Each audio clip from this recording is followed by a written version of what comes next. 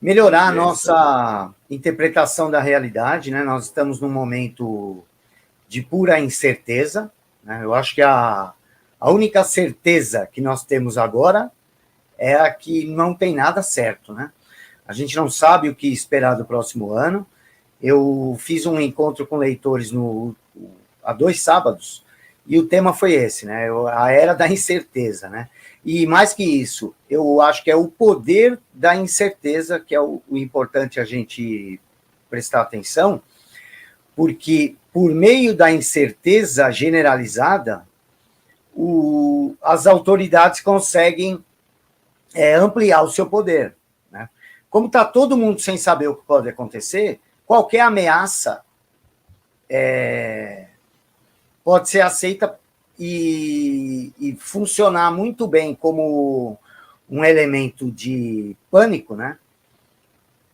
Que, no final das contas, vai ser um elemento de controle social.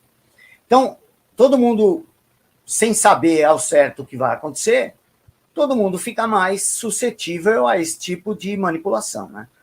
Então, mesmo tentando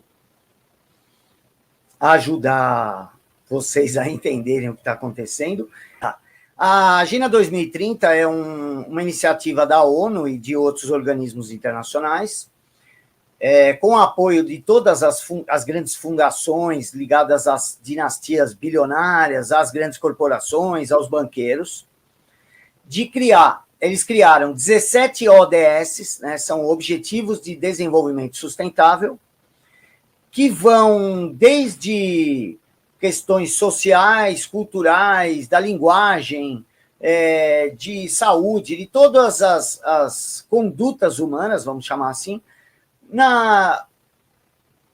com recomendações que dentro desses ODS existem 169 metas a serem cumpridas até 2030, né? Por isso que é esse nome, a agenda. E o fato de um governo, no meu entender, rejeitar de imediato a aprovação automática é um ato de soberania. Fala, olha, nós aqui escolhemos o que nos serve e o que não serve, o que se adapta à nossa realidade e o que não se adapta. Então, assim que Bolsonaro assumiu o poder, ele brecou esse orçamento automático aí de dar dinheiro para a ONU. Isso, brecou isso. Então, está completamente alinhado ou submisso a isso, certo? Certo.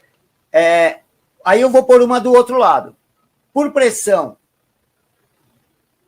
de forças internacionais e internas, nacionais, foi tanto de um lado, você vê iniciativas que parecem resistir ou combater, ou pelo menos não obedecer por completo, e, por outro lado, há uma tendência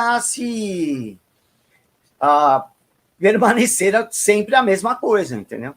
Desculpa aí se eu me excedi. Bom, então, para a gente entender essa questão dessa nova ordem, desse novo governo global, né? Até para poder aqui o robozinho do YouTube ficar meio perdido, isso tudo começou quando? Isso tudo vem de onde? Essa ideia de você ter um planeta comandado por um grupo de pessoas. Começou onde, professor? Bom, eu costumo dizer que a ideia de governar o mundo conhecido passou pela cabeça de inúmeros tiranos ao longo da história, né? Mas antes não tinha recursos, não tinha logística, não tinha possibilidades materiais para você controlar aquilo. Você veja que os grandes impérios, eles seguem sempre o mesmo caminho. Quando eles crescem demais, eles desmoronam. Porque é muito difícil controlar a fronteira, é muito difícil fazer as ordens serem obedecidas, conferir se existem ordens, a facilidade de motins, né, de insurreições a milhares de quilômetros de distância, numa época que você não tinha outra forma de comunicação, senão uma viagem a cavalo ou a camelo. Então, nunca foi muito possível, né? Depois alguns elementos vão surgindo. E eu costumo dizer, apesar de ser uma uma escolha arbitrária assim, de uma data, mas eu acho que, para facilitar, a gente pode entender que no começo do século XVIII, todos esses elementos que antes tornavam impossível a criação de um governo mundial passam a tornar possível, né? Então, tem o crescimento das redes bancárias, né, familiares, principalmente, que você deposita o dinheiro num lugar e manda para o outro, então, ou seja, você consegue controle de recursos, né? A prensa do Gutenberg já tinha se disseminado o suficiente para tornar a impressão de documentos uma coisa muito mais simples, né? A multiplicação das informações. Então, surge ali também uma ideia que era uma recuperação trazida pelo Renascimento das ideias do mundo grego e romano e a ideia da república, né? Volta a ideia da república. E como estavam numa época em que a maioria das nações ali europeias eram monarquias, qualquer projeto republicano era visto como traição. Então, isso era discutido em reuniões meio secretas, ou discretas, pelo menos. Então, ali surge a ideia da construção da República Maçônica Universal, que é a primeira vez que tem um documento, assim, existem documentos que surgem já nas primeiras reuniões, nos primeiros anos da maçonaria. E eu digo maçonaria, mas o mais importante aí é entender o maçonismo, que é a ideia, né, de querer construir um novo mundo. O que é maçom? Maçom é pedreiro, né? Então, eles se consideram construtores do futuro, né? Então, e não é essa a única sociedade, existem centenas de outras. E às vezes as mais influentes são aquelas que a gente nunca ouviu falar, porque é a relação direta de segredo e poder, né? Porque é por isso que é iniciático também, porque você nunca dá as informações antes que a pessoa tenha alcançado o nível desejado, né? O conhecimento é compartimentalizado. Então, e nesse momento surge essas ideias. Você veja que após o fortalecimento dessas sociedades que atraíam pessoas poderosas, né? Seja membros descontentes da nobreza, né? Seja os republicanos, né? Sejam as pessoas que eram contrárias àquela ordem social. E aí o que acontece? Logo depois vem a Revolução Francesa, e aí a gente vai ver que no início do século... Já no século XIX surgem as ideias que são globalistas, como o Manifesto Comunista. A ideia era criar um comunismo mundial, né? Veja que uma base do pensamento revolucionário diz que é impossível uma revolução localizada. Ela teria que ser generalizada. Então, a gente começa a construir essa ideia internacional, concorda? E no começo do século XX, aí sim vão surgir os instrumentos, que eles vão modificando a sociedade ao longo do tempo, cada vez mais internacionalista, cada vez mais globalista. Os think tanks, né? Esses centros de discussão que funcionam como usina de ideias, né? As fundações ligadas às corporações e às famílias dos bilionários, o surgimento do Federal Reserve, né, o modelo de Banco Central, depois a Liga das Nações, que vai ser a predecessora da ONU, com as conferências sanitárias, vai dar origem ao que hoje virou a OMS. Então, ou seja, tudo começa a se internacionalizar. Bom, o que você acabou de relatar agora, você fez um breve resumo dessa linha histórica, em que algumas pessoas, né, porque realmente são aí esses líderes, né, tiranos, querem dominar o mundo. Isso vem lá desde o Império Romano, Império Grego, Otomano, ou seja, a gente vê isso aí na época da história, que sempre tinha um império ali dominando. E você explicou muito bem que naquela época não tinha como dominar o mundo inteiro. Cada vez que esse império crescia mais, ele acabava sendo consumido por ele mesmo, né? Agora, então quer dizer, professor, que nós, a humanidade hoje, nós somos peça de um tabuleiro, nós somos os peões aqui de um tabuleiro, as coisas vão seguir o seu rumo independente de se termos uma resistência. Eu falo a palavra resistência em virtude dos filmes lá da Segunda Guerra, que o pessoal já assistiu muito, e sempre tinha lá o pessoal da resistência. Então, no caso do Brasil, que você relatou que o Jair Bolsonaro é o único presidente hoje do mundo que, de certa forma, está jogando um pouco contra esse domínio global, pelo menos é o que ele aparenta, né? Então, quer dizer que nós somos tabuleiro, não tem resistência, isso daí vai acontecer e ponto final, vamos ficar quietinho?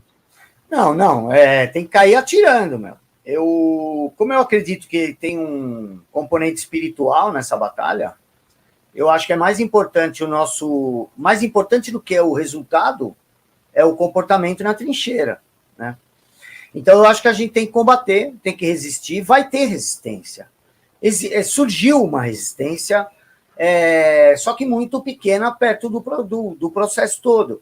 E muitas pessoas, ainda que de certa forma já despertaram, ainda ficam depositando uma esperança no lugar de onde eu acho que não vai sair uma resposta à altura, por mais que funcione como um redutor de velocidade, né?